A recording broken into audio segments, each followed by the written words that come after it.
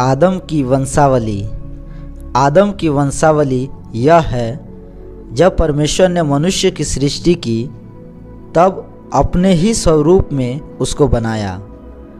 उसने नर और नारी करके मनुष्यों की सृष्टि की और उन्हें आशीष दी और उनकी सृष्टि के दिन उनका नाम आदम रखा। जब आदम 130 वर्ष का हुआ तब उसके द्वारा उसकी समानता में उसी की स्वरूप के अनुसार एक पुत्र उत्पन्न हुआ। उसने उसका नाम सेत रखा। सेत के जन्म के पश्चात आदम 800 वर्ष जीवित रहा और उसके और भी बेटे बेटियां उत्पन्न हुई। इस प्रकार आदम को कुल आयु 930 वर्ष की हुई। तत्पश्चात वह मर गया। जब सेत 105 वर्ष का हुआ तब उससे एनोस का जन्म हुआ। एनोस के जन्म के पश्चात सेत 807 वर्ष जीवित रहा। उसके और भी बेटे बेटियां उत्पन्न हुई। इस प्रकार सेत की कुल आयु 912 वर्ष की हुई। तत्पश्चात वह मर गया। जब एनोस 90 वर्ष का हुआ तब उससे केनान का जन्म हुआ। केनान के जन्म के पश्चात एनोस 815 वर्ष जीवित रहा और उसके और भी बेटे बेटियां उत्पन्न हुई। इस प्रकार एनोस की कुल आयु 905 वर्ष की हुई। तत्पश्चात वह मर गया।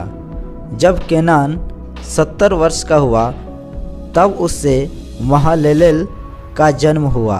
महललेल के जन्म के पश्चात केनान 840 वर्ष जीवित रहा और उसके और भी बेटे बेटियां उत्पन्न हुई। इस प्रकार केनान की कुल आयु 910 वर्ष की हुई। तत्पश्चात वह मर गया। जब महललेल 65 वर्ष का हुआ तब उससे येरेद का जन्म हुआ। येरेद के जन्म के पश्चात महललेल 830 वर्ष जीवित रहा और उसके और भी बेटे बेटियां उत्पन्न हुई।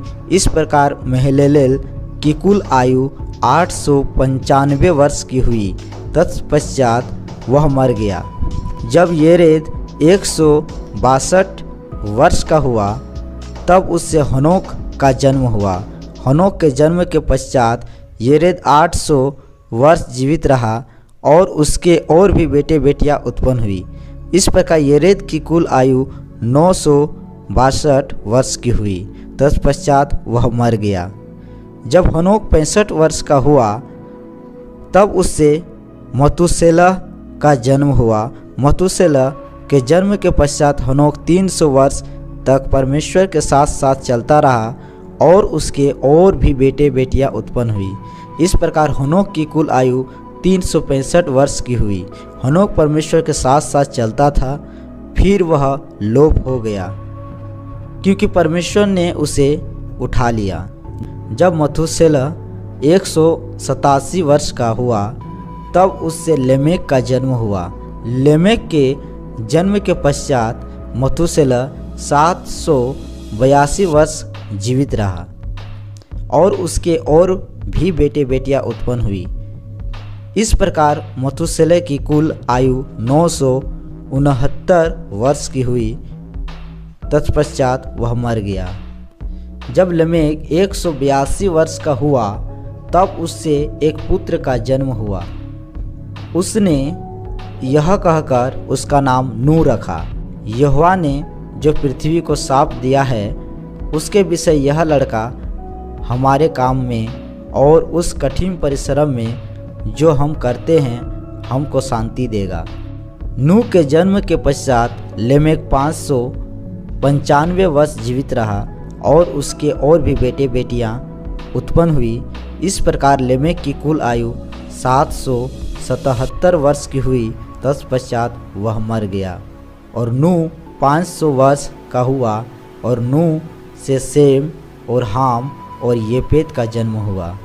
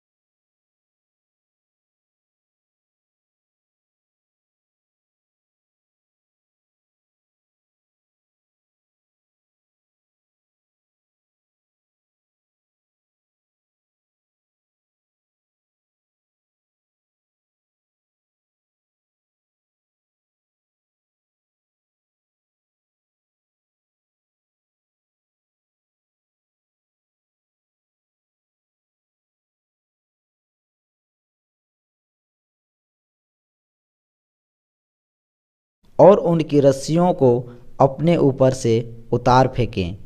वह जो स्वर्ग में विराजमान है हंसेगा, प्रभु उसको ठट्ठों में उड़ाएगा। तब वह उनसे क्रोध में बातें करेगा और क्रोध में कहकर उन्हें घबरा देगा।